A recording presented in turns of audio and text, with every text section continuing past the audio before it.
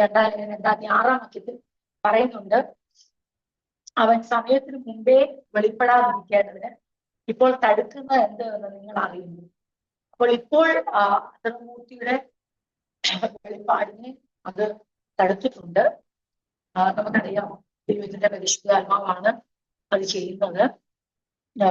അതുകൊണ്ട് എന്നാൽ സമയത്തിന് മുമ്പേ വെളിപ്പെടാതെ ഇരിക്കേണ്ടതാണ് തടുക്കുന്നത്.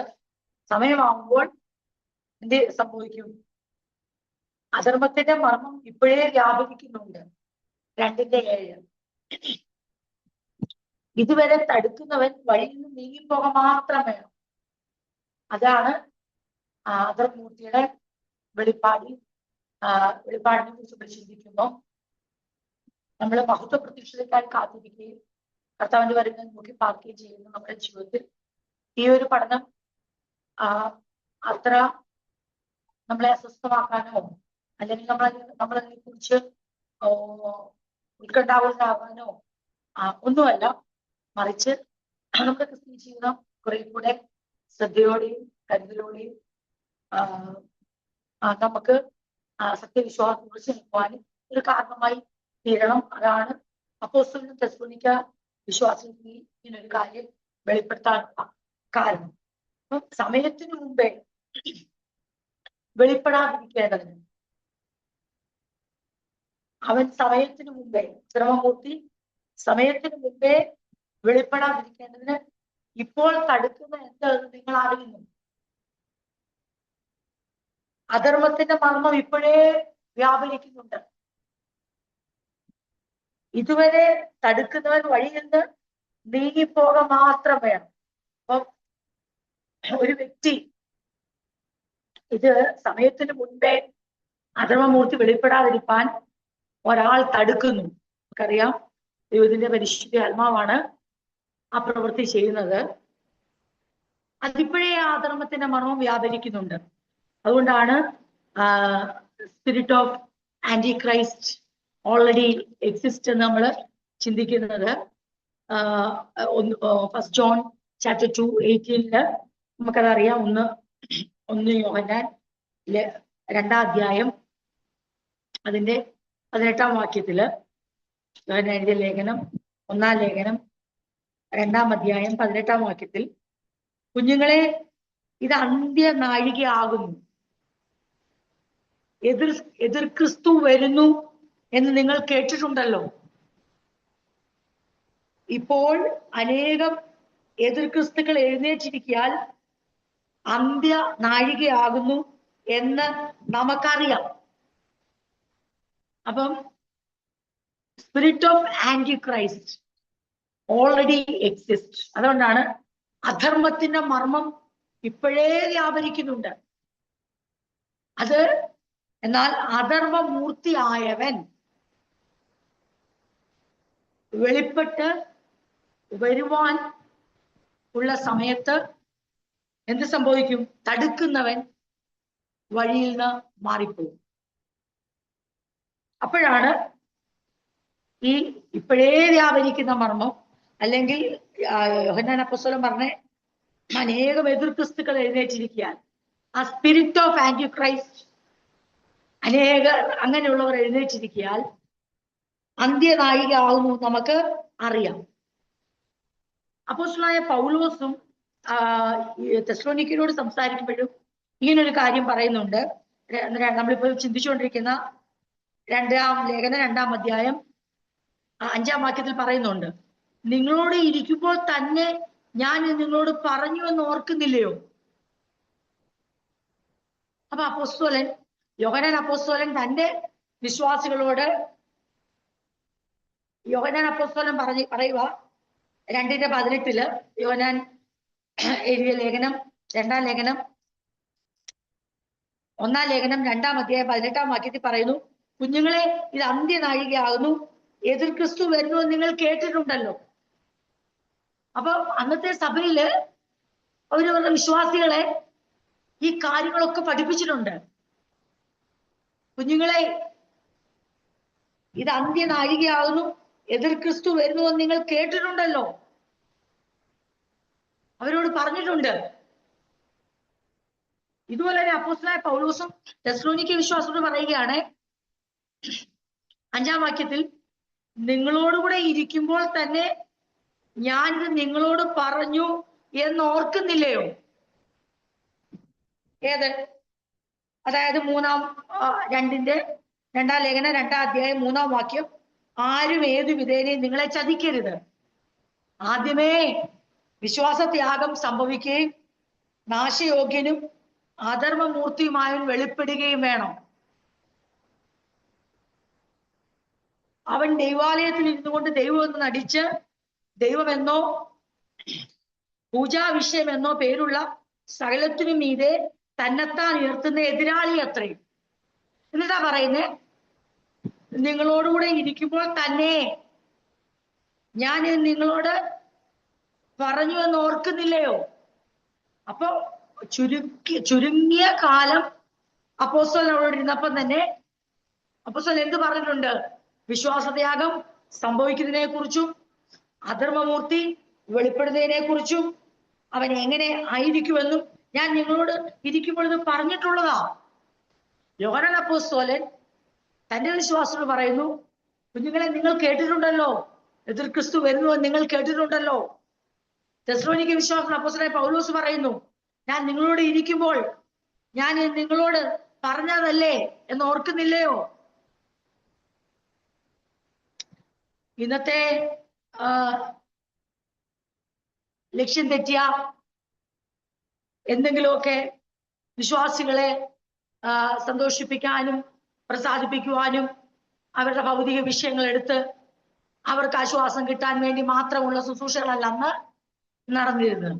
അന്ന് നടന്നിരുന്ന ശുശ്രൂഷകൾ വിശ്വാസത്തിലേക്ക് വന്ന ഒരു വ്യക്തി സഭ ഏതൊരവസ്ഥയിലും, അതായത് അവരുടെ കാലഘട്ടത്തിൽ പീഡനമുണ്ടായാലും മറ്റുള്ളവരിൽ വിശ്വാസത്യാഗം സംഭവിച്ചാലും എപ്രകാരമാണ് എതിർ ക്രിസ്തുവിന്റെ വരവ്, അധർമ്മമൂർത്തി വെളിപ്പെടും, ഈ കാര്യങ്ങളെ കുറിച്ച് വ്യക്തമായി അവരോട് പറയുക എന്നുള്ളത് അപ്പോസ്തലന്മാർ വലിയ ദൗത്യമായി കണ്ടിരുന്നു. അതുകൊണ്ട് അവർക്ക് പറയാൻ കഴിയും, നിങ്ങളോട് ഇത് പറഞ്ഞിട്ടുണ്ട്, നിങ്ങളത് കേട്ടിട്ടില്ലയോ? അപ്പൊ നമ്മൾ ഇന്ന് ഇത് ചിന്തിക്കുമ്പോൾ ദൈവമക്കൾ ഓർത്തോണം, നമ്മളോട് ഇത് പറയുന്നതും നമ്മളെ ഇത് കേൾപ്പിക്കുന്നതും ദൈവത്തിന് വ്യക്തമായ ഒരു ഉദ്ദേശം ഉണ്ട്. നമ്മുടെ കാതുകൾക്ക് രസമാകുമാറ്, കർണരസമാകുമാറ് കേൾക്കാൻ വേണ്ടിയുള്ളതല്ല ദൈവം നമ്മോട് സംസാരിക്കുന്നേ. പിന്നെയോ നമ്മുടെ ആത്മാവിന് വീണ്ടെടുപ്പിന്റെ വാല്യൂവും അതിന്റെ വിലയും, നമ്മുടെ ശരീരത്തിന്റെ വീണ്ടെടുപ്പിന്റെ ആ തേജസ്കരണത്തിന്റെ വലിയ പ്രത്യാശയും നമ്മൾ വർദ്ധിച്ച് വർത്തമാന കാലത്തിൽ നാം വിശ്വാസത്തിൽ നിലകൊള്ളുകയും ഭാവി കാലത്തേക്ക് നാം പ്രത്യാശ വെക്കുകയും നമ്മുടെ ചുറ്റുപാടും അല്ലെങ്കിൽ ലോകത്തിൽ നടക്കുന്ന അധർമ്മത്തിന്റെ മർമ്മം, വ്യാപരിക്കുന്ന അധർമ്മത്തിന്റെ മർമ്മം കണ്ടിട്ട് നമ്മൾ ആശയക്കുഴപ്പത്തിലും ആകാതിരുന്ന് ദൈവത്തിൽ ഉറച്ചു നിൽക്കണമെന്ന് ദൈവം ആഗ്രഹിക്കുന്നു. അധർമ്മത്തിന്റെ മർമ്മം ഇപ്പോഴേ വ്യാപരിക്കുന്നുണ്ടെന്നുള്ളത് സഭ അറിഞ്ഞിരിക്കണം. സഭയുടെ ആശയക്കുഴപ്പങ്ങൾ മാറണമെങ്കിൽ സഭ സത്യം അറിയണം. വ്യക്തികൾ ആഗ്രഹിക്കുന്നതും നമ്മൾ ആവശ്യപ്പെടുന്നതും നമുക്ക് ഇഷ്ടമുള്ളതും കേൾക്കുമ്പോഴല്ല നമ്മുടെ ആശയക്കുഴപ്പം മാറുന്നേ, നമ്മുടെ വിശ്വാസത്തിന് സ്ഥിരത ഉണ്ടാകുന്നത്. മറിച്ച് ഈ കാലഘട്ടം അനുസരിച്ച്, വരുവാനുള്ള കാലഘട്ടം അനുസരിച്ച് ദൈവം നമ്മളോട് തന്റെ വചനത്തിൽ നിന്ന് സംസാരിക്കുമ്പോഴാണ് നമ്മുടെ ആശയക്കുഴപ്പങ്ങൾ മാറുന്നതും നമുക്ക് വിശ്വാസത്തിൽ സ്ഥിരത ഉണ്ടാകും. അല്ലാത്തവരെ നമ്മൾ ശ്രദ്ധിച്ചിട്ടില്ലേ? ദേഹിയെ മാത്രം, ഞാൻ എൻ്റെ എന്നുള്ള ഭാവത്തോടെ മാത്രം ദൈവസന്നിധി വരുന്നവരെ നിങ്ങൾ ശ്രദ്ധിച്ചാൽ അറിയാൻ പറ്റും. അവർക്ക് ഒരിക്കൽ പോലും അവരെന്ന് ശിശുക്കളായിട്ടിരിക്കും. അവർക്ക് ഒരിക്കലും കട്ടിയുള്ള ആഹാരം ഭക്ഷിപ്പാൻ തക്കവണ്ണം അവർ വളരത്തില്ല. അവർക്ക് കട്ടിയുള്ള ആഹാരം അവർക്ക് വലിയ ബുദ്ധിമുട്ടാണ്, അവർക്ക് ഡൈജസ്റ്റ് ചെയ്യത്തില്ല, ദഹിക്കത്തില്ല. പക്ഷെ എഫെസോസിലെ ശുശ്രൂഷനായിരുന്ന അപ്പോസ്തലനായ യോഹന്നാനും തെസ്സലോനിക്ക മറ്റ് സഭകളിൽ ശുശ്രൂഷിച്ച അല്ലെങ്കിൽ സഭകൾ സ്ഥാപിച്ച അപ്പോസ്തലനായ പൗലോസും ദൈവസഭകളോട് പറയുകയാണ്, പീഡനങ്ങൾ ഉണ്ട്, അതുകൂടാതെ നിങ്ങൾ ഒരു കാര്യം കൂടെ അറിഞ്ഞിരിക്കണം, അധർമ്മത്തിന്റെ മർമ്മം ഇപ്പോഴേ വ്യാപരിക്കുന്നു. അത് മാത്രമല്ല, അധർമ്മമൂർത്തിയായവൻ അവൻ വെളിപ്പെടണം. പക്ഷെ സമയത്തിന് മുമ്പേ അവൻ വെളിപ്പെടാൻ പാടില്ല. അതിന് തടുക്കുവാൻ ദൈവത്തിന്റെ പരിശുദ്ധാത്മാവ് വഴി തടുക്കുകയാണ്. എന്നാൽ സമയമാവുമ്പോൾ ദൈവത്തിന്റെ പരിശുദ്ധാത്മാവ് വഴിമാറും, അധർമ്മമൂർത്തി വെളിപ്പെടും. ഇതാണ് ഈ ഭാഗങ്ങളിലൂടെ നമ്മൾ ചിന്തിച്ചു പോകുന്നത്. ഇത് വളരെ നമുക്ക് പ്രയാസമുളവാക്കും ചില ഭാഗങ്ങളൊക്കെ ചിന്തിക്കുമ്പോൾ. അല്ലെങ്കിൽ കർത്താവിന്റെ മഹത്വ പ്രതിഷ്ഠയ്ക്കായി കാത്തിരിക്കുന്ന തന്റെ ജനത്തിന് ഇങ്ങനെയുള്ള കാര്യങ്ങളെ കുറിച്ച് കേൾക്കുമ്പോൾ അതൊരു എന്താ പറയണ്ടേ, പല ചിന്തകൾ നമ്മുടെ മനസ്സിലൂടെ കടന്നു വരും. പക്ഷേ ഇതിനെ പഠിപ്പിക്കുമ്പോൾ അപ്പോസ്തലനായ പൗലോസിന്റെ ഉദ്ദേശം നമ്മൾ മനസ്സിലാക്കിയാൽ, എന്തിനാണ് അപ്പോസ്തലനായ പൗലോസ് പഠിപ്പിക്കുന്നത് എന്ന് നമ്മൾ ഒരു ചോദ്യം ചോദിച്ചാൽ നമുക്ക് അതിനുള്ള ഉത്തരം കണ്ടെത്താൻ പറ്റും. അപ്പോസ്തലന്റെ ഉദ്ദേശം ഇതാണ്: നാം വഞ്ചിക്കപ്പെടരുത്, നാം വിശ്വാസത്തിൽ ഉറച്ചു നിൽക്കണം, നാം ആത്മീകമായി ജാഗരൂകരായിരിക്കണം. മാത്രമല്ല, ക്രിസ്തുവിന്റെ വിജയത്തെ, ആത്യന്തികമായ വിജയത്തെയും വാഴ്ചയും നമ്മൾ പൂർണ്ണമായി അതിൽ വിശ്വസിക്കണം, ആശ്രയിക്കണം. നമ്മുടെ ശ്രദ്ധ മറ്റൊരിടത്തെ കൊണ്ടുപോകാൻ വേണ്ടി അല്ല അപ്പോസ്തലൻ ഇത് പറയുന്ന, മറിച്ച് നാം ഒരു കാലത്തും ഒരു വ്യക്തിയാലോ ഒരു പ്രത്യേക നവീന ഉപദേശത്താലോ ഏതെങ്കിലും മനുഷ്യന്റെ ആകർഷണകരമായ ഏതെങ്കിലും ഒരു ടീച്ചിങ്ങിനാലോ പ്രസംഗത്താലോ മറ്റ് ഇത് ദൈവവചനമാണെന്നുള്ള രൂപേണ ഉള്ള ഏതെങ്കിലും വചനത്താലോ ലേഖനത്താലോ പ്രവചനത്താലോ പ്രസംഗത്താലോ നമ്മൾ തെറ്റിപ്പോകാതിരിക്കണം. നമ്മുടെ വിശ്വാസം അടിയുറച്ചതായിരിക്കണം.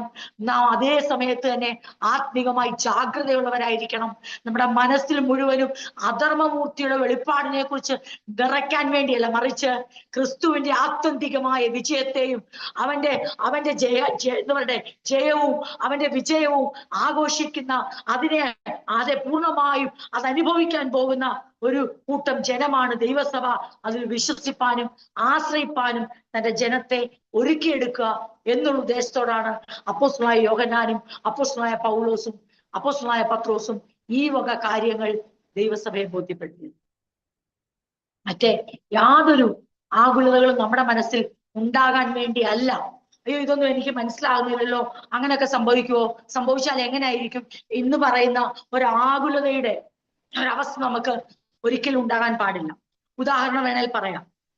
കർത്താവ് തന്റെ ഈ ഭൂമിയിലെ പരിശുദ്ധ ശുശ്രൂഷ വേളയിൽ നമുക്കറിയാം, യോഹന്നാന്റെ സുവിശേഷം 6-ാം അധ്യായം നമ്മൾ എടുക്കേണ്ട, നമുക്കറിയാവുന്ന ഭാഗമാണ്. കർത്താവ് ഇങ്ങനെ തന്റെ ശുശ്രൂഷയുടെ ഓരോ ഘട്ടങ്ങളും മുന്നിട്ട് പോകുമ്പോൾ അനേകം പേർ ശിഷ്യരായി യേശുവിനോടൊപ്പം ചേർന്നു. അങ്ങനെ വരുമ്പോഴാണ് യേശു എന്ത് പഠിപ്പിക്കുന്ന അറിയാമോ? യേശു പഠിപ്പിക്കുന്നത്, എന്നെ തിന്നുന്നവൻ എൻ മൂലം ജീവിക്കും, എന്റെ മാംസം തിന്നാതെ എന്റെ രക്തം കുടിക്കാതെ ഇരുന്നാൽ നിങ്ങളുടെ ഉള്ളിൽ ജീവനില്ല എന്ന് പറഞ്ഞ് യേശു ഒരു ഹാർഡ് ടീച്ചിങ്, ഒരു കഠിനമായ ഉപദേശമെന്ന പോലെ മറ്റുള്ളവർക്ക്, കേൾവിക്കാർക്ക് തോന്നി, ശിഷ്യന്മാർക്ക് തോന്നി. അപ്പോസ്തലന്മാർ കൂടാതെ അനേക ശിഷ്യന്മാർ ഈ ഉപദേശം കേട്ടുകൊണ്ടിരുന്നു.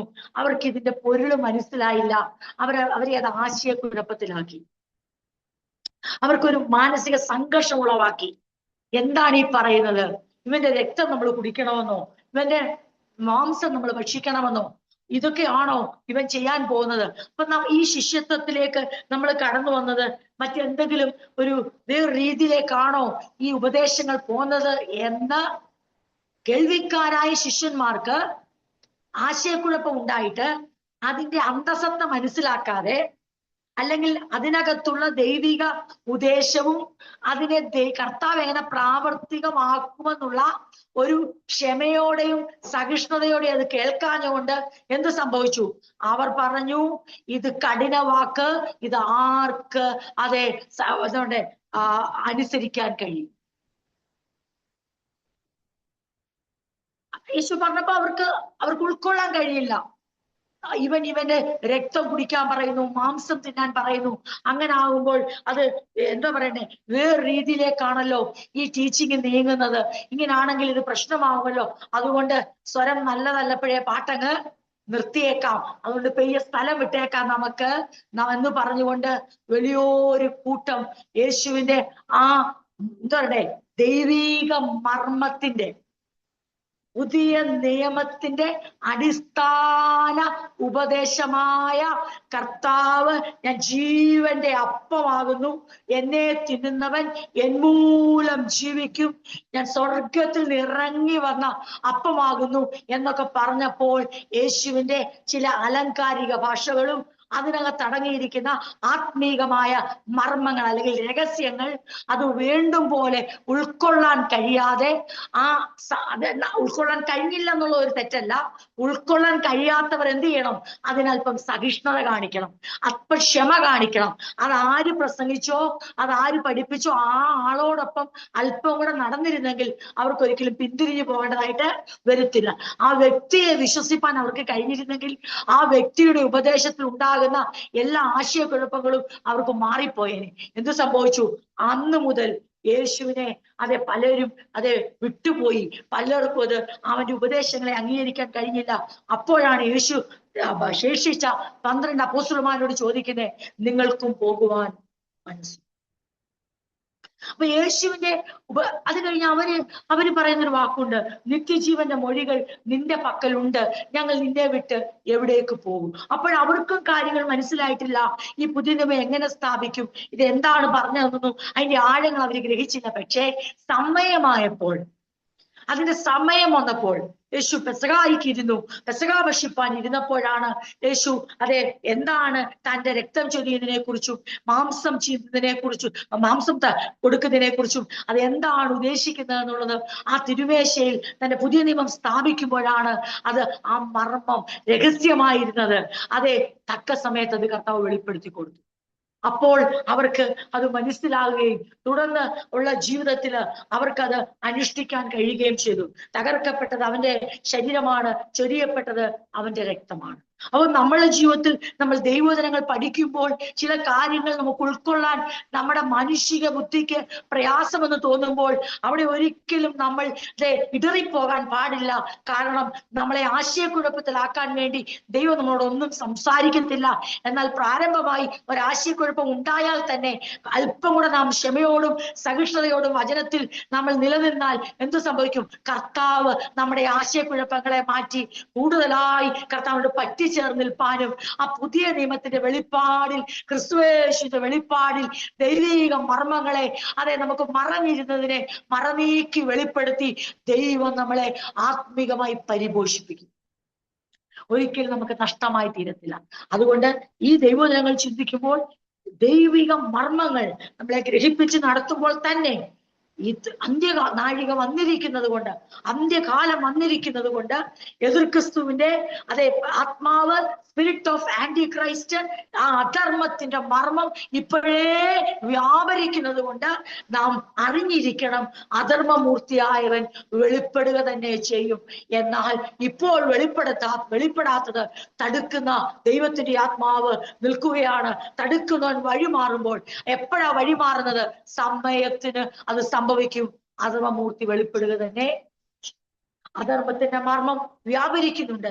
അങ്ങനെ നമ്മൾ ഈ ഭൂമിയിലായിരിക്കുമ്പോൾ, എന്നാൽ നമുക്ക് ഏറ്റവും സന്തോഷം ഉളവാക്കുന്ന ഒരു കാര്യം ഞാൻ പറയട്ടെ, അങ്ങനെ നമ്മളെ ജീവിതത്തിൽ ഇത് നാം മനസ്സിലാക്കുമ്പോൾ തന്നെ നമ്മളായിരിക്കുന്നത് ദൈവിക മർമ്മം മനസ്സിലാക്കിക്കൊണ്ടും തീർന്നില്ല, ദൈവരാജ്യത്തിന്റെ അനുഭവം അനുഭവിച്ചുകൊണ്ടാണ് നമ്മൾ ഭൂമിയിലായിരിക്കുന്നത്. പരിശുദ്ധാത്മാവുള്ള സന്തോഷവും ആ നീതിയും സമാധാനവും നമുക്ക് ദൈവം നമ്മളെ വിളിച്ചു ഓദരിച്ച് തന്റെ സഭയെ കർത്താവ് വാർത്തെടുത്ത നിമിഷം മുതൽ, അതിന്റെ ഒരു സഭയുടെ ഒരു അവയവമായി തീർന്ന നാൾ മുതൽ നമ്മൾ അനുഭവിക്കുന്നത് അധർമ്മത്തിന്റെ മർമ്മമല്ല. നമ്മൾ അനുഭവിക്കുന്നത് ദൈവരാജ്യത്തിന്റെ ആ മർമ്മം, ദൈവരാജ്യത്തിന്റെ അനുഭവം നമ്മൾ അനുഭവിക്കുക. എവിടെയാണെന്നറിയോ? ദുഷ്ടന്റെ അധീനതയിൽ കിടക്കുന്ന ഈ ലോകത്തിൽ നമ്മൾ വസിക്കുമ്പോഴും നമ്മൾ അനുഭവിക്കുന്നത് ദുഷ്ടന്റെ ആധിപത്യമല്ല, പിന്നെയോ ദൈവരാജ്യത്തിന്റെ അധിപതിയായ ദൈവത്തിന്റെ ആധിപത്യം അങ്ങ് ചെന്നിട്ടല്ല നമ്മൾ അനുഭവിക്കുന്നത്. ഇവിടെ വെച്ച് തന്നെ നമ്മുടെ യേശുവിനെ കർത്താവായി സ്വീകരിച്ച നാൾ തൊട്ട് ഇന്നേ ദിവസം വരെ നമ്മുടെ മേൽ വാഴുന്നത് ദൈവരാജ്യത്തിന്റെ അധികാരിയായ കർത്താവാണ്. അവന്റെ ആധിപത്യത്തിലാണ് നമ്മൾ ഈ ഭൂമിയിൽ ജീവിക്കുന്നത്. സഭയ്ക്ക് മാത്രമേ അത് അവകാശപ്പെടാൻ കഴിയത്തുള്ളൂ. എന്നാൽ അതേ സമയത്ത് തന്നെ സഭ അറിഞ്ഞിരിക്കണം, അധർമ്മത്തിന്റെ മർമ്മം വ്യാപരിക്കുന്നുണ്ട്. ക്രിസ്തുവിന്റെ മഹത്വ പ്രത്യക്ഷതയ്ക്കായി സഭ കാത്തിരിക്കുമ്പോൾ സഭ അറിഞ്ഞിരിക്കണം, അതെ, എന്ത് സംഭവിച്ചിരിക്കും? അധർമ്മൂർത്തിയുടെ പ്രത്യക്ഷതയും സംഭവിച്ചിരിക്കും. പക്ഷെ നമ്മളത് എവിടെ നിന്നുകൊണ്ടാ പഠിക്കുന്നേ? നമ്മള് ദുഷ്ടന്റെ അധീനതയിൽ കിടന്നല്ല അധർമ്മത്തിന്റെ മർമ്മം പഠിക്കുന്നേ, മറിച്ച് ദൈവരാജ്യത്തിന്റെ ആധിപത്യത്തിൽ ജീവിച്ചുകൊണ്ട് ആ അനുഗ്രഹങ്ങളെ അനുഭവിച്ചുകൊണ്ട് ദൈവം തന്റെ ജനത്തിന് ഒരുക്കിയിരിക്കുന്ന നീതിയും, ക്രിസ്തുവേശുള്ള നീതിയും, ക്രിസ്തുവേശുള്ള സമാധാനവും, ക്രിസ്തുവേശുള്ള സന്തോഷവും അനുഭവിക്കുന്ന ജനം എന്തറിയുകയാണ്? ഈ ലോകത്തിൽ വ്യാപരിക്കുന്ന അധർമ്മത്തിന്റെ മർമ്മത്തെ കുറിച്ചും ലോകത്തിൽ വെളിപ്പെടാൻ പോകുന്ന അധർമ്മൂർത്തിയുടെ പ്രത്യക്ഷത്തെ കുറിച്ചും സഭ ദൈവിക അനുഗ്രഹങ്ങൾ അനുഭവിച്ചുകൊണ്ടാണ് ഇതറിയുന്നത്. അല്ലാതെ ഭയപ്പാടോടും വിറയലോടുമല്ല, നാം ശത്രുവിനെ ഭയന്നുമല്ല, അധർമ്മൂർത്തിയെ ഭയന്നുമല്ല നമ്മൾ ചിന്തിക്കുന്നത്. പിന്നെയോ നമ്മുടെ അധിപതിയായ നമ്മുടെ കർത്താവ് നമ്മുടെ രാജാവായി വാഴുന്നു. അവൻ ഓൾറെഡി കർത്താവ് പറഞ്ഞു ദൈവരാജ്യം വന്നെത്തിയിരിക്കുന്നു. അത് സ്പഷ്ടമാണ്. ആ വന്നെത്തിയിരിക്കുന്ന എന്താണ് ദൃശ്യമല്ലാത്തതും എന്നാൽ നമുക്ക് വേണ്ടി ദൈവം ഭൂമിയിൽ സ്ഥാപിതമാക്കിയിരിക്കുന്ന ആ ആത്മീകമായ ദൈവരാജ്യം അനുഭവിക്കുന്നവരാണ് ഞാനും നിങ്ങളും എന്നുള്ള കാര്യം ഈ വചനം പഠിക്കുമ്പോൾ മറന്നു പോകാൻ പാടില്ല. ആ ഒരു അനുഭവത്തോടെ വേണം നാം ഇത് പഠിക്കുവാൻ. അപ്പോൾ നമുക്ക് അതെ നമ്മുടെ ആ ഫൗണ്ടേഷൻ കുറച്ചുകൂടെ ഫേമായിട്ട് നമുക്ക് അനുഭവപ്പെടും. അപ്പൊ ഇങ്ങനെ നമ്മൾ ഈ ഭാഗങ്ങൾ ചിന്തിക്കുമ്പോൾ ഇതിനിയും നമ്മൾ ചിന്തിക്കേണ്ട കാര്യങ്ങൾ ഏതൊക്കെയാന്ന് ചോദിച്ചാൽ നമുക്കിനിയും ചിന്തിക്കേണ്ടത് എന്താണ് ക്യാരക്ടറിസ്റ്റിക്സ് നമ്മൾ ചിന്തിച്ചു. ഇന്ന് നമുക്ക് വീണ്ടും ഈ ഭാഗത്തുനിന്ന് 1-2 കാര്യങ്ങൾ ചിന്തിക്കാൻ ആഗ്രഹിക്കുന്നത്, why do many believe he will be A world ruler?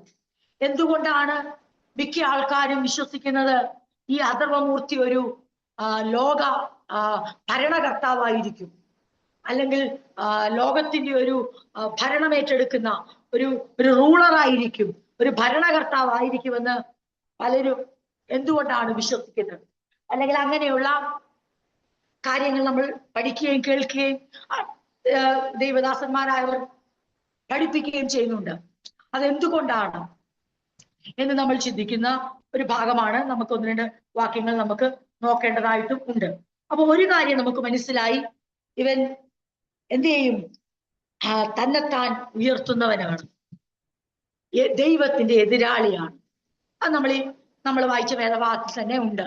എന്താണ്? തന്നെത്താൻ ഉയർത്തുന്നവനുമാണ്, ദൈവത്തിന്റെ എതിരാളിയുമാണ്.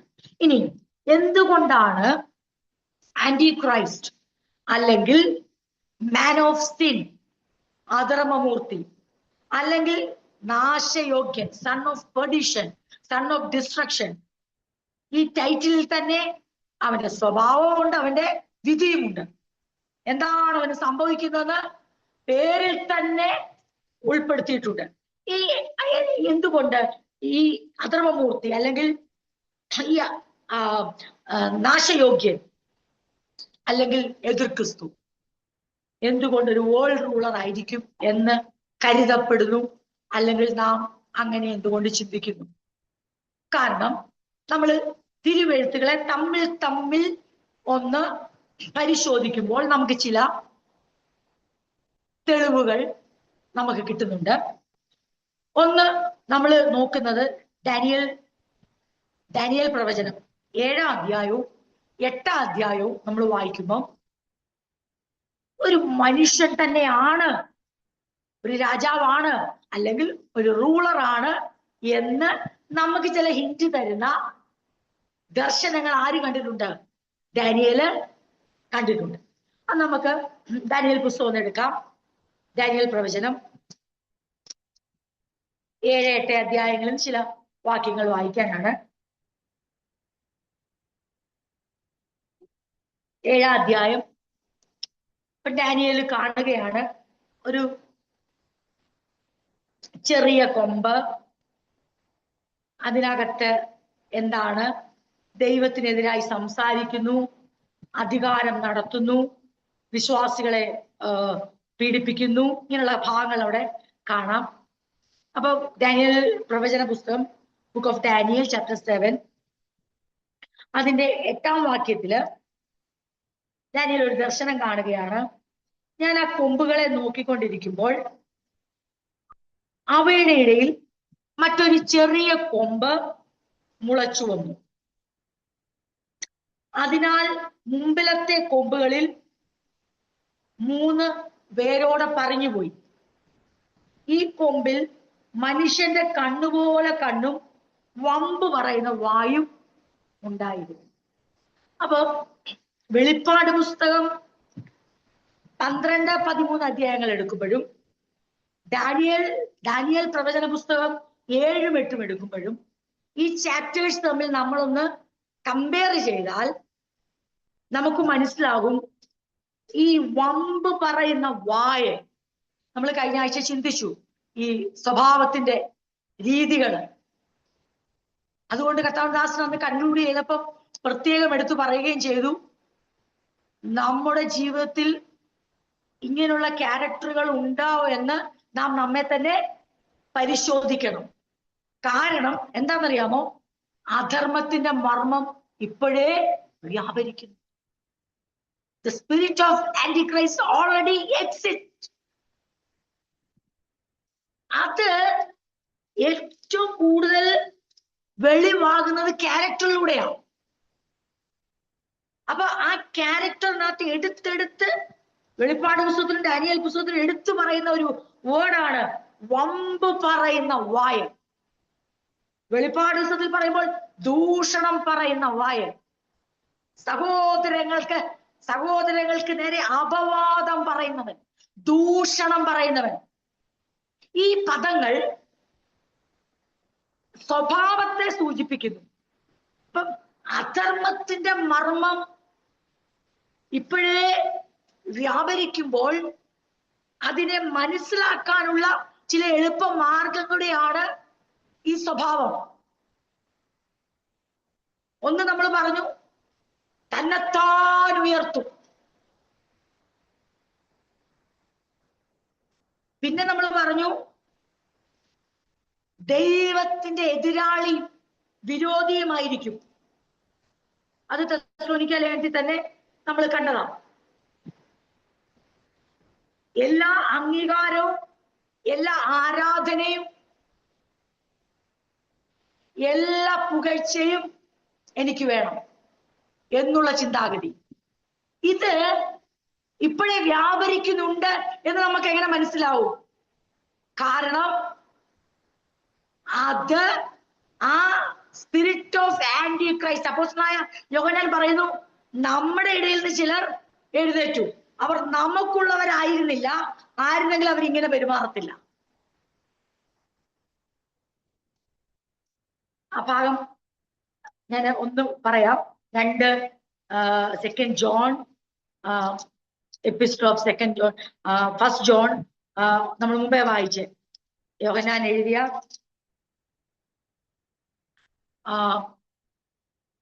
1-ാം ലേഖനം 2-ാം അധ്യായം നമ്മൾ മുമ്പേ വായിച്ച 18-ാം വാക്യം. കുഞ്ഞുങ്ങളെ, ഇത് അന്ത്യനാഴികയാകുന്നു, എതിർക്രിസ്തു വരുന്നത് നിങ്ങൾ കേട്ടിട്ടുണ്ടല്ലോ. ഇപ്പോൾ അനേക എതിർക്രിസ്തുക്കൾ എഴുന്നേറ്റിരിക്കാൻ അന്ത്യനാഴികയാകുന്നു എന്ന് നമുക്ക് അറിയാം. അവർ, അടുത്ത വാക്ക് ശ്രദ്ധിച്ചോടെ, അവർ നമ്മുടെ ഇടയിൽ നിന്ന് പുറപ്പെട്ടു എങ്കിലും നമുക്കുള്ളവർ ആയിരുന്നില്ല. അവർ നമുക്കുള്ളവർ ആയിരുന്നു എങ്കിൽ നമ്മോടുകൂടെ പാർക്കുമായിരുന്നു. എന്നാൽ എല്ലാവരും നമുക്കുള്ളവരല്ല എന്ന് പ്രസിദ്ധമാകേണ്ടതല്ലോ. നിങ്ങളോ പരിശുദ്ധനാൽ അഭിഷേകം പ്രാപിച്ച് സകലവും അറിയുന്നു. ഈ ആ ഭാഗം അവിടെ നിൽക്കട്ടെ. അപ്പൊ വളരെയധികം ദൈവസഭയ്ക്ക് ഇത് ബാധകമാണ് എന്നുള്ളതാണ് നമ്മൾക്ക് മനസ്സിലാക്കേണ്ടതായ കാര്യം. അപ്പൊ ഡാനിയേല് ദർശനം കാണുകയാണ്. ആ ഒരു ദർശനത്തിൽ ഡാനിയേൽ കാണുന്നു,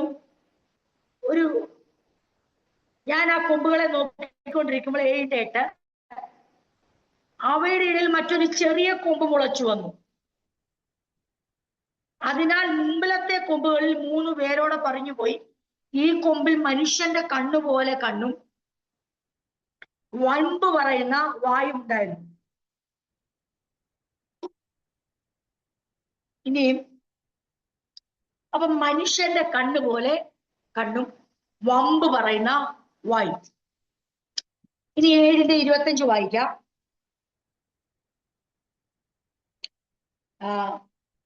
7:25 അവൻ ഡാനിയേൽ 7:25 ഞാൻ പറയുന്നത്. അവൻ അത്യുന്നതനായവന് വിരോധമായി വമ്പ് പറയും. തെസ്സലോനിക്കർ ലേഖനത്തിൽ നമ്മൾ ചിന്തിച്ചു, അവൻ ദൈവത്തിന്റെ എതിരാളിയാ, തന്നെത്താൻ ഉയർത്തുന്നവനാ. ദാനിയേലിന്റെ ദർശനത്തിൽ ദാനിയേൽ പറയുക, അവൻ അത്യുന്നതനായവന്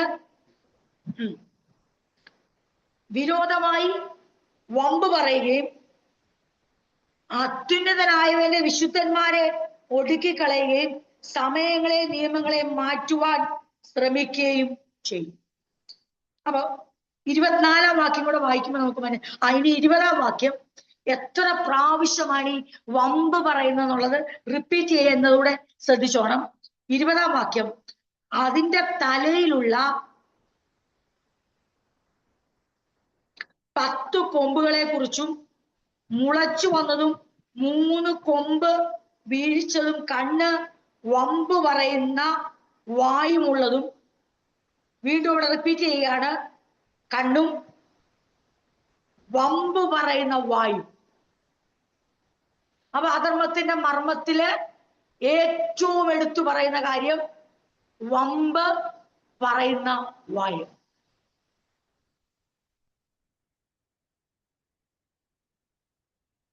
ഇനി നമ്മളവർക്ക് ഈ കൊമ്പ്, ഇനി വെളിപ്പാട് ദിവസം നമ്മൾ വായിക്കാൻ പോവാം 12-13 അപ്പം നമ്മളവർക്ക് കൊമ്പ്, മൃഗം അങ്ങനെയൊക്കെയാണല്ലോ അവിടെ കിടക്കുന്നത്. ഈ 24-ാം വാക്യം വായിച്ച് നമുക്ക് വെളിപ്പാട് ദിവസവും വായിക്കണം. 7:24 ഈ രാജ്യത്തു നിന്നുള്ള 10 കൊമ്പുകളോ എഴുന്നേൽപ്പാനിരിക്കുന്ന 10 രാജാക്കന്മാര് ആകും. അപ്പം നമ്മുടെ ചോദ്യം എന്താണ്? Why do many believe he will be A world ruler? എന്തുകൊണ്ട് അധികം പേരും വിശ്വസിക്കുന്നു ആന്റി ക്രൈസ്റ്റ് അഥവാ മൂർത്തി ഒരു ഗ്ലോബൽ ഒരു റൂളർ ആയിരിക്കും, ലോകത്തെ ഭരിക്കുന്ന ഒരു ഭരണകർത്താവ് ആയിരിക്കുമെന്ന് നമുക്ക് ചിന്തിക്കാൻ കഴിയുമോ? അല്ലെങ്കിൽ ചിന്തിക്കുന്നത് എന്തടിസ്ഥാനത്തിൽ ആണ്? അത് ഡാനിയൽ പ്രവചന പുസ്തകവും വെളിപ്പാട് പുസ്തകവും കൂടെയാണ് നമ്മളൊന്ന് കമ്പയർ ചെയ്യുന്നത്. ഓക്കെ, അപ്പൊ നമുക്ക് മനസ്സിലായി. അങ്ങനെ പറഞ്ഞു വന്നിട്ട് 25-ാം വാക്യം എത്തുമ്പോഴാണ് അവൻ അത്യുന്നതനായവന് വിരോധമായി വമ്പു പറയുകയും.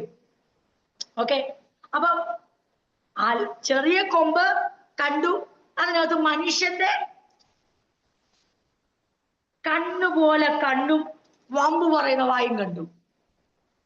പിന്നെ കൊമ്പുകൾ എന്തിനെ സൂചിപ്പിക്കുന്നു? പിന്നെ പറയുന്നു അവൻ അത്യുന്നതന് വിരോധമായി വമ്പ് പറയുന്നു. അവൻ അങ്ങനെ പറഞ്ഞിട്ട് 8:23 നമുക്കൊന്ന് വായിക്കാം. ഡാനിയേൽ 8:23. എന്നാൽ അവരുടെ രാജ്യത്വത്തിന്റെ അന്ത്യകാലത്ത് അതിക്രമക്കാരുടെ അതിക്രമം തികയുമ്പോൾ ഉഗ്രഭാവവും ഉപായ ബുദ്ധിയുമുള്ള ഒരു രാജാവ് എഴുന്നേൽക്കും. അവന്റെ അധികാരം വലുതായിരിക്കും. സ്വന്തം ശക്തിയിലല്ല താനും, അവൻ അതിശയമാവണ്ണം നാശം പ്രവർത്തിക്കുകയും കൃതാർത്ഥനായത് അനുഷ്ഠിക്കുകയും പലരെയും വിശുദ്ധ ജനത്തെ നശിപ്പിക്കുകയും ചെയ്യും. അവൻ നയബുദ്ധിയാൽ തന്റെ ഉപായം സാധിപ്പിക്കുകയും, വീണ്ടും ശ്രദ്ധിച്ച ആ വാക്ക് വീണ്ടും ആവർത്തിക്കപ്പെടുക, സ്വഹൃദയത്തിൽ വമ്പ് ഭാവിച്ച്. എത്ര പ്രാവശ്യം ആ വേർഡ് നമ്മൾ ആവർത്തിച്ചു, വമ്പ് ഭാവിച്ച്. നിശ്ചിന്തയോടിരിക്കുന്ന പലരെയും എടുത്തു പറയുന്നത് ആരെയാ നശിപ്പിക്കുന്നല്ലേ? നമുക്ക് കേൾക്കുമ്പോൾ തോന്നുന്നു ഈ വിശുദ്ധജനത്തെ എല്ലാം നശിപ്പിക്കുമെന്ന്. അങ്ങനെയല്ല. തെസ്സലോനിക്ക ലേഖനത്തിലും പറയുന്നുണ്ട് ആരാണ് വഞ്ചിക്കപ്പെടുന്നത്, ആരെയാണ് വഞ്ചിക്കാൻ തക്കവണ്ണം ദൈവം ഇവൻ അധികാരം കൊടുക്കുന്നത്. നിശ്ചിന്തയോടെ ഇരിക്കുന്ന പലരെയും നശിപ്പിക്കുകയും കർത്താവിനോട് എതിർത്തു നിന്ന് കൈതൊടാതെ തകർന്നു പോവുകയും ചെയ്യും. അപ്പൊ നമുക്ക് ചിന്തിക്കാൻ പറ്റുമല്ലോ അല്ലെ, നമുക്ക് ആ ചിന്തയിലേക്ക് വരാൻ പറ്റും. ഒരു അതോറിറ്റി ഇവിടെ കാണുന്നു, അതോറിറ്റി കാണുന്നു, റൂളിംഗ് വിത്ത് അതോറിറ്റി. ഞാൻ ആ ഭാഗം വീണ്ടും വായിക്കേണ്ട കാര്യമില്ലല്ലോ. അവന്റെ അധികാരം വലുതായിരിക്കും. പക്ഷെ ഒരു കാര്യമാണ്, അവന്റെ അധികാരം എത്ര വലുതായാലും വമ്പ് പറയുന്നത് വലുതായിക്കൊണ്ടേ. വമ്പ് പറയുന്ന ഇന്ന് രാത്രി ദൈവവചനം നമ്മൾ ചിന്തിക്കുമ്പോൾ നമ്മുടെ പ്രായോഗിക ജീവിതത്തിൽ വളരെയധികം നമ്മൾ വിജിലന്റ് ആയിരിക്കണം. കാരണം അധർമ്മത്തിന്റെ മർമ്മം ഇപ്പോഴേ വ്യാപരിക്കുന്നുണ്ട്. അധർമ്മമൂർത്തി വെളിപ്പെടുമ്പോൾ അവന്റെ ഏറ്റവും വലിയ തിരിച്ചറിയുന്ന, അല്ലെങ്കിൽ അത് അവൻ ഒഴിവാക്കാൻ, കർത്താവിന് തന്റെ സൗമ്യത, നമുക്ക് അങ്ങനെ ചിന്തിക്കാം അല്ലെ. കർത്താവിന്, നമ്മുടെ പൊന്നു കർത്താവിന്, നമ്മള് പ്രാണൻ തന്ന് സ്നേഹിച്ച നമ്മളുടെ യേശുവിന് അവന്റെ രോമം പിഴുതാലും കന്ന തടിച്ചാലും എത്ര പുറം മുഴവുചാല് പോലെ കീറിയാലും അവനെ ക്രൂശിച്ചാലും അവനെ എല്ലാരും കൈവിട്ടാലും അവൻ കൈവിടാത്തൊരു ക്വാളിറ്റി ആയിരുന്നു അവന്റെ സൗമ്യത. His meekness and humility, അവന്റെ താഴ്മയും സൗമ്യതയും. ക്രൂശിലെ മരണത്തോളം അനുസരിച്ച, പിതാവിന് വിധേയപ്പെട്ട, തന്നെത്താൻ താഴ്ത്തിയ, അധികാരമുണ്ടായിട്ടും ഇനിയും നിത്യരാജത്വം, നിത്യാധിപത്യം തന്റെ തോളിലാണെന്ന് അറിഞ്ഞിട്ടും താൻ എവിടെ നിന്നാണ് ഇറങ്ങി വന്നതെന്നും എവിടേക്ക് പോകുന്നുവെന്നും ഇനിയും മുൾമുടി ചൂടിയ ശിരസിൽ പൊന്മുടി ചൂടി വരുമെന്നറിഞ്ഞിട്ടും നമ്മുടെ കർത്താവ് ഒരിക്കൽ പോലും വമ്പ് പറഞ്ഞില്ല. ഒരിക്കൽ പോലും എന്റെ സൗമ്യത കൈവിട്ടില്ല. അതുകൊണ്ടാണ് എഴുതിയിരിക്കുന്നത്, താൻ എവിടെ നിന്ന് വന്നു എന്നും എവിടേക്ക് പോകുന്നു പറഞ്ഞിട്ട് താൻ തുവർത്തെടുത്ത് അരയിൽ ചുറ്റി പാത്രത്തിൽ വെള്ളമെടുത്തു തന്റെ ശിഷ്യന്മാരുടെ പാദം കഴുകാൻ തുടങ്ങി. അപ്പൊ തന്നെത്താൻ താഴ്ത്തുക എന്ന് പറഞ്ഞാൽ ശിഷ്യന്മാരുടെ മുന്നിൽ അവരുടെ പാദത്തോളവും പിതാവിന്റെ മുമ്പിൽ ക്രൂശിലെ മരണത്തോളവും താഴ്ത്തി. ഒരാളുടെ പാദത്തിൽ കൂടുതൽ നമുക്ക് അവരോട് താഴാൻ പറ്റത്തില്ല. താൻ തെരഞ്ഞെടുത്ത തന്റെ ശിഷ്യന്മാരുടെ മുമ്പിൽ എവിടെ വരെ താഴ്ത്തി? അവരുടെ പാദത്തോളം താഴ്ത്തി. തന്നെ അഭിഷിക്തനാക്കി, മശികയാക്കി നിയോഗിച്ചയച്ച, എന്നെ അയക്കാം, ഞാൻ പോകാം, നിനക്ക് പ്രസാദമുള്ള യാഗമായി ഞാൻ തീരാമെന്ന് പറഞ്ഞ അതെ ആർക്കു വേണ്ടി വന്നു? ആ പിതാവിനുള്ള അനുസരണത്തിൽ തന്നെത്താൻ യാഗമാക്കി ക്രൂശിലെ മരണത്തോളം അനുസരണമുള്ളവരായി തീർന്നു. ഞാൻ വീണ്ടും പറയുന്നു, ഇതാണ് ദൈവിക മർമ്മമെങ്കിൽ, ഇതാണ് ദൈവപുത്രന്റെ മർമ്മമെങ്കിൽ, ആദരമൂർത്തിയുടെ മർമ്മം എന്ന് പറയുന്നത് ഇതിന്റെ നേരെ വിരുദ്ധമാണ്. നിത്യരാജത്വം അവന്റെ തോളിൽ, നിത്യാധിപത്യം അവന്റെ തോളിൽ. അവൻ രാജാവായി അക്ഷരാർത്ഥത്തിൽ വാഴാൻ മടങ്ങി വരുന്നു. അവൻ സ്വർഗത്തിലേക്ക് പിതാവിന്റെ വലഭാഗത്തെ കരേറിപ്പാൻ പോന്നു. മരണത്തിന് യേശുവിനെ പിടിച്ചു വെക്കുന്ന അസാധ്യമാണെന്ന് മരിക്കുന്നതിന് മുമ്പേ യേശുവിനെ അറിയാമായിരുന്നു. തന്നെത്താൻ ഏൽപ്പിച്ചു കൊടുത്ത് മൂന്നാം നാൾ ഉയർത്തെഴുന്നേൽക്കും. എന്നിട്ടും യേശു അതേ തന്റെ സൗമ്യത കൈവെടിഞ്ഞില്ല. താൻ ആരെന്ന് അറിയുമ്പോൾ, തന്റെ അധികാരം അറിയുമ്പോൾ, തന്റെ മഹത്വം അറിയുമ്പോൾ, താൻ എവിടെ നിന്ന് വന്നു എവിടെയൊക്കെ പോകുന്നത് അറിയുമ്പോൾ അറിയുമ്പോൾ, തന്റെ ഡിഗ്നിറ്റി അറിയുമ്പോൾ, തന്റെ സമ്പന്നത അറിയുമ്പോൾ അവൻ ആ സമ്പന്നതയെ ഒരു വമ്പായി കണ്ടില്ല. പിന്നെയോ അവൻ ദാരിദ്ര്യമുള്ളവനായി തീർന്നു. അത്താൽ അവൻ തന്നെത്താൻ താഴ്ത്തി. എന്നാൽ അധർമ്മമൂർത്തിയോ അല്പകാലമേ ഉള്ളൂ എന്നറിയാം. രാജത്വം അവനല്ലെന്നറിയാം. ആധിപത്യം അവന്റെ തോളിലല്ലെന്നറിയാം. അവന് ഒരിക്കലും മഹിമയിലേക്ക് പ്രവേശനമില്ലെന്നറിയാം. അവന് വേണ്ടി ഒരുക്കിയിരിക്കുന്ന ഇടമറിയാം. എന്നാലും ഉള്ള സമയം വമ്പ് പറയുക എന്നുള്ളത് അവന്റെ സ്വഭാവത്തിന്റെ വികൃത രൂപമാണ്.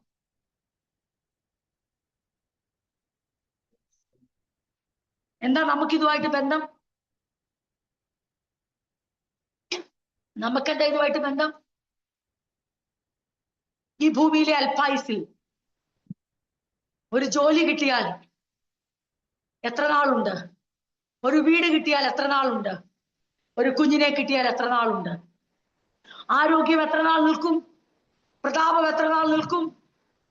നമുക്ക് നന്നായിട്ടറിയാം നിത്യമായി നിലനിൽക്കാൻ പോകുന്ന എന്തെന്നും, അതെ നൈമിഷികം എന്തെന്നും, നശ്വരം എന്തെന്നും, അനശ്വരം എന്തെന്നും അറിഞ്ഞിട്ട് നാം നശ്വരമായതിനു വേണ്ടി നാം പുകഴ്ചയെടുക്കുകയോ വമ്പ് പറയുകയോ നമ്മൾ സൗമ്യത കൈവെടിയുകയോ നാം തന്നെത്താൻ ഉയർത്തുകയോ ജീവിതത്തിൽ ദൈവം അനുവദിക്കുന്ന കഷ്ടതകൾക്കെതിരെ ദൈവത്തിന് വിരോധമായി സംസാരിക്കുകയോ ചെയ്യുമ്പോൾ ഓർത്തോണം, അധർമ്മത്തിന്റെ മർമ്മം ലോകത്തിലല്ല നമ്മളിൽ വ്യാപരിച്ചു തുടങ്ങി.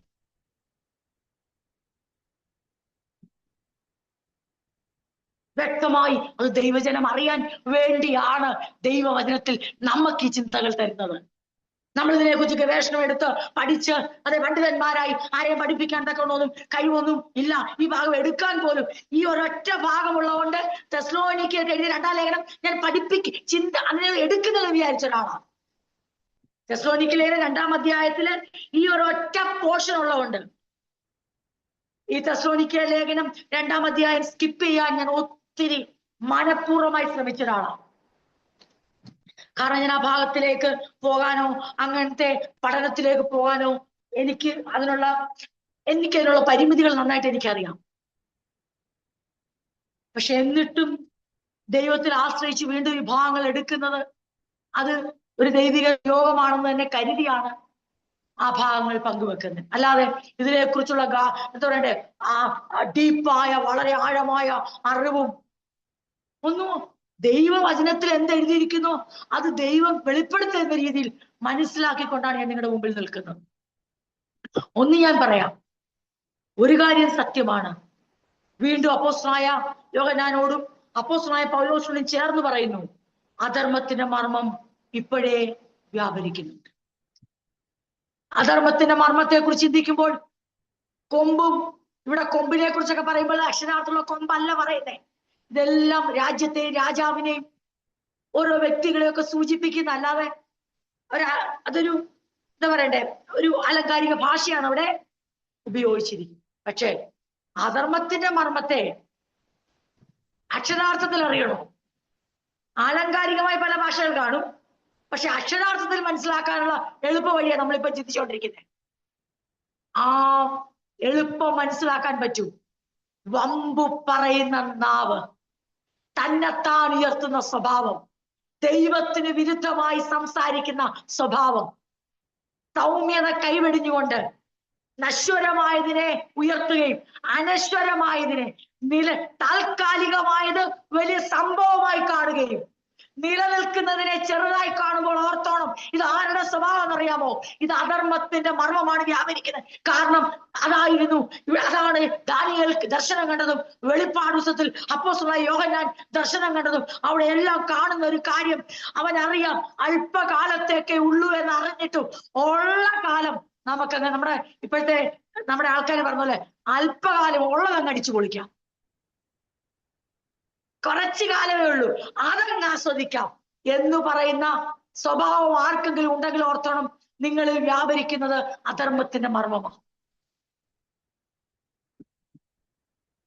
എന്താ നിങ്ങൾക്ക് വാക്യം വേണോ? നമ്മൾ വെളിപ്പാട് ദിവസം എടുക്കാൻ പോവാ. വെളിപ്പാട് ദിവസം 12-13 അധ്യായങ്ങൾ വായിക്കുമ്പം 12 ഇതുമായിട്ട് കണക്റ്റഡ് ആണ്. ഈ 7-8 കണക്റ്റഡ് ആണ്. വെളിപ്പാട് ദിവസം 12-13. അതിൽ 12-ന്റെ 12 ഇവിടെ വായിച്ചു കേൾപ്പിക്കും.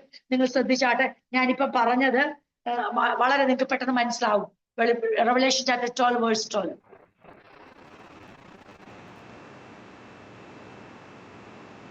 ആകയാൽ സ്വർഗവും അതിൽ വസിക്കുന്നതിനുമായുള്ളവരെ ആനന്ദിപ്പീൻ. ഭൂമിക്കും സമുദ്രത്തിനും അയ്യോ കഷ്ടം. പിശാച് തനിക്ക് അല്പകാലമേ ഉള്ളൂ എന്നറിഞ്ഞ മഹാക്രോധത്തോടെ നിങ്ങളുടെ അടുക്കൽ ഇറങ്ങി വന്നിരിക്കുന്നു. ആകയാൽ സ്വർഗവും അതിൽ വസിക്കുന്നവരുമായുള്ളവരെ ആനന്ദിപ്പീൻ.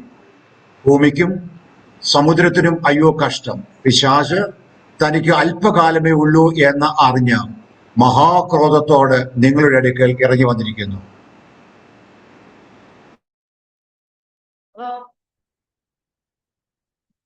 അറിഞ്ഞോണ്ട് തന്നെയാണ് പിശാച് തനിക്ക് അല്പകാലമേ ഉള്ളൂ എന്നറിഞ്ഞ് മഹാക്രോധത്തോടെ നിങ്ങളുടെ അടുക്കൽ ഇറങ്ങി വന്നു. നമ്മളെങ്ങനെ അല്പകാലങ്ങളുണ്ടെന്ന് അറിഞ്ഞിട്ട് അല്പകാലം മാത്രം ഈ ഭൂമിയിലെ വാസ്തവം പാടിയിട്ട് നമ്മൾ എങ്ങനെയാ ഓരോരുത്തരുടെ അടുത്ത് പെരുമാറുന്നത്? അല്പകാലമേ ഉള്ളൂ എന്ന് അറിഞ്ഞിട്ട് നാം സൗമ്യതയോടെ പെരുമാറുവോ അതോ മഹാക്രോധത്തോടെ പെരുമാറുവോ? അല്പകാലമേ ഉള്ളൂ ഈ ഭൂമിയിലുള്ള വാസം എന്ന് അറിയുമ്പോൾ നമ്മുടെ മുമ്പിൽ വെച്ചിരിക്കുന്ന നിത്യമായ വാസം ഓർക്കുമ്പോൾ നാം കർത്താവിന്റെ അതേ മനോഭാവത്തോടെ നാം പെരുമാറുമ്പോഴാണ് ദൈവത്തിന്റെ മർമ്മം, ദൈവത്തിന്റെ ഉദ്ദേശം, സഭയുടെ ഉദ്ദേശം, ദൈവമാക്കി വെച്ച സഭ ഈ ഭൂമിയിൽ വിളങ്ങുന്നത് ദൈവം പ്രസാദിക്കുന്ന അപ്പോഴാണ്. ഏത് ക്യാരക്ടറാണ് നമ്മൾ ഫോളോ ചെയ്യുന്നത്? അധർമ്മത്തിന്റെ മർമ്മത്തിൽ വ്യാപരിക്കുന്ന അധർമ്മമൂർത്തിയുടെ പ്രത്യക്ഷമായ അടയാളങ്ങളായ സ്വഭാവം നമ്മളിൽ ഉണ്ടോ? അങ്ങനെ ഉണ്ടായിട്ടും അതിൽ പുകഴുന്നവരാണോ നമ്മൾ? അതോ വ്യക്തമായി തന്റെ മഹത്വം അറിഞ്ഞിട്ടും താൻ എവിടെ നിന്നാണ് എവിടേക്ക് ഇറങ്ങി വന്നത് അറിഞ്ഞിട്ടും ഇനി എവിടേക്കാണ് പോകുന്നതെന്ന് അറിഞ്ഞിട്ടും സകല അധികാരവും പിതാവ് തന്റെ കയ്യിൽ ഭരമേൽപ്പിക്കുമെന്ന് അറിഞ്ഞിട്ടും സകല ആധിപത്യവും തനിക്കാണെന്ന് അറിഞ്ഞിട്ടും ഒരിക്കൽ പോലും വമ്പ് പറയാത്ത യേശുവിന്റെ സ്വഭാവമാണോ നമ്മൾ ഫോളോ ചെയ്യുന്നത്? ഒന്നും തന്റെ കൈപ്പിടിയിലല്ല, അല്പകാലമേ ഉള്ളൂ. ഇതെല്ലാം കഴിയുമ്പോൾ അവനെ താറുമാറാക്കും, ഛിന്നഭിന്നമാക്കും, അതെ, നിത്യനാശത്തിലേക്ക് തള്ളിയിടുമെന്ന് അറിഞ്ഞിട്ടും അവന്റെ ക്രോധത്തിനൊരു കുറവും.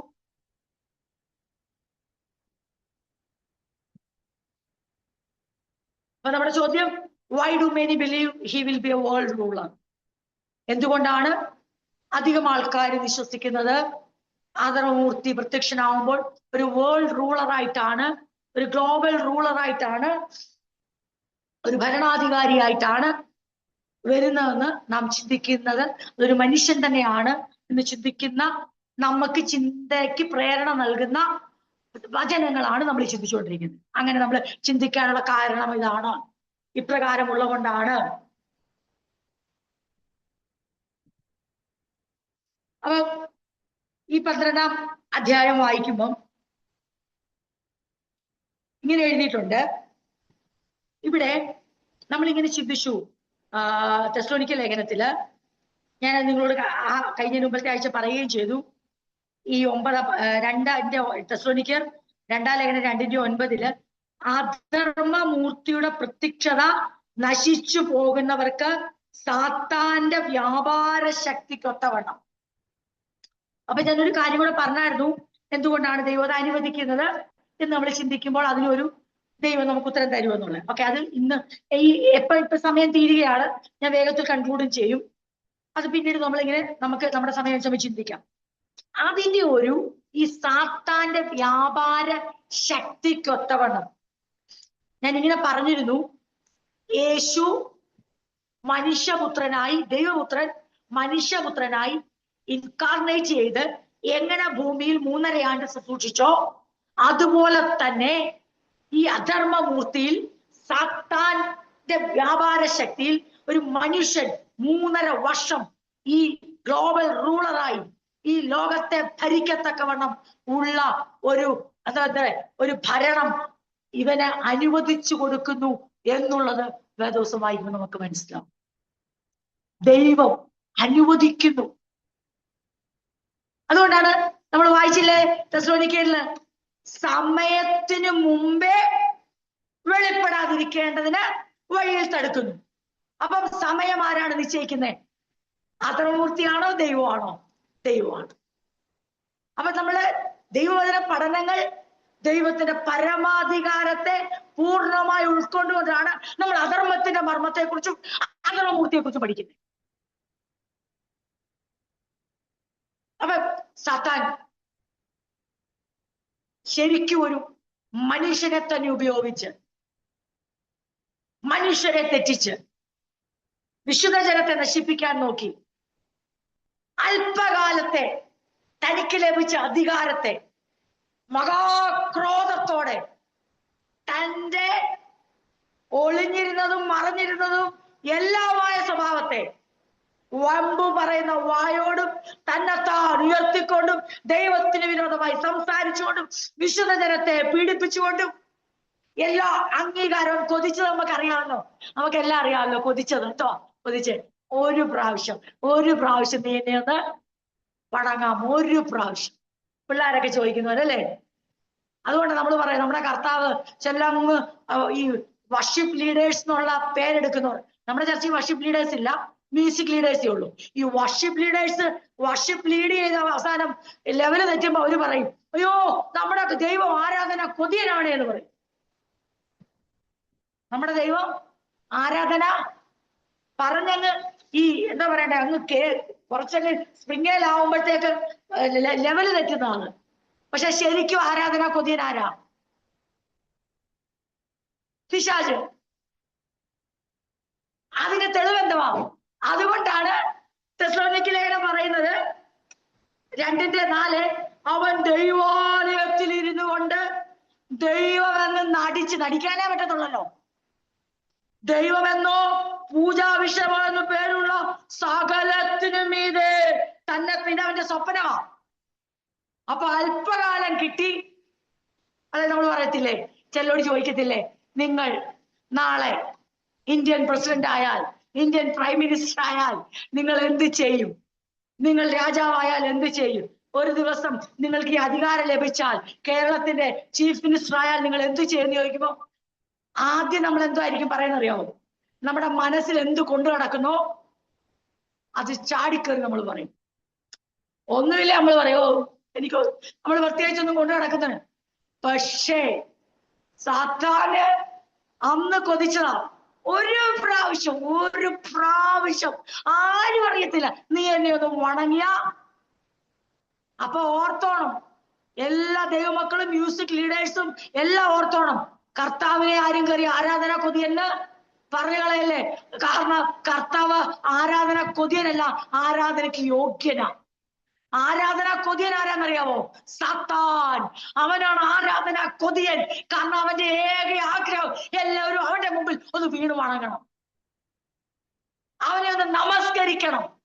അതുകൊണ്ട് ദേവാലയത്തിൽ ഇരുന്നുകൊണ്ട് ദൈവം എന്നങ്ങ് നടിച്ച് എല്ലാ ആരാധനയും സ്വീകരിക്കാൻ അവൻ കൊതിച്ച് അല്പകാലം കൊണ്ട് ആഗ്രഹിച്ച മുഴുവനും നേടുന്ന ഭരണകർത്താക്കളൊക്കെ അല്പകാലം കിട്ടുമ്പോ പിന്നെ കയറാൻ കഴിയത്തില്ല അറിയാൻ ഇറങ്ങുന്നതിന് മുമ്പേ ആഗ്രഹിച്ച എല്ലാം നേടിയിട്ടിറങ്ങാൻ ശ്രമിക്കുന്ന പോലെ അല്പകാലത്തെ വാഴ്ച കൊണ്ട് അധികം ആരാധന സ്വീകരിക്കാനുള്ള ആഗ്രഹവും ആർത്തി നിറഞ്ഞ വമ്പ് പറയുന്ന ആരാധന കൊതിയന പിശാച്. അപ്പം എന്റെ വാക്കുകൾ ഇവിടെ നിർത്താം. നമ്മൾ അടുത്ത ആഴ്ച വീണ്ടും കമ്പയർ ചെയ്യും, നമ്മൾ ഈ ഭാഗങ്ങൾ വായിക്കും. ഈ എങ്ങനെയാണ് ഈ സാത്താൻ തന്നെയാണോ ഈ മൃഗത്തെ കുറിച്ച് പറയുന്നു, അതിന് അധികാരം കിട്ടുന്നു. അങ്ങനെ അധികാരം കിട്ടുമ്പോൾ ഈ സാത്താന്റെ വ്യാപാര ശക്തി എന്ന് പറയുന്നത് ഇത് എങ്ങനെയാണ് കണക്റ്റഡ് ആകുന്നത്? യേശു ദൈവപുത്രൻ മനുഷ്യപുത്രനായി വന്നു, ഭൂമിയിൽ അവതരിച്ച് തന്നെ മിനിസ്റ്റർ ചെയ്തു. ഇതാ പിശാച് എങ്ങനെയാണ് ഇവരെ നിയോഗിക്കുന്നത്? ആ 3.5 വർഷത്തെ അധർമ്മ മൂർത്തിയുടെ പ്രത്യക്ഷത അത് വെളിപ്പാട് 12-13 കുറച്ച് ഭാഗങ്ങളുടെ, ഒത്തിരി ആഴമൊന്നും എനിക്ക് പറയാൻ അവകാശപ്പെടാൻ കഴിയത്തില്ല.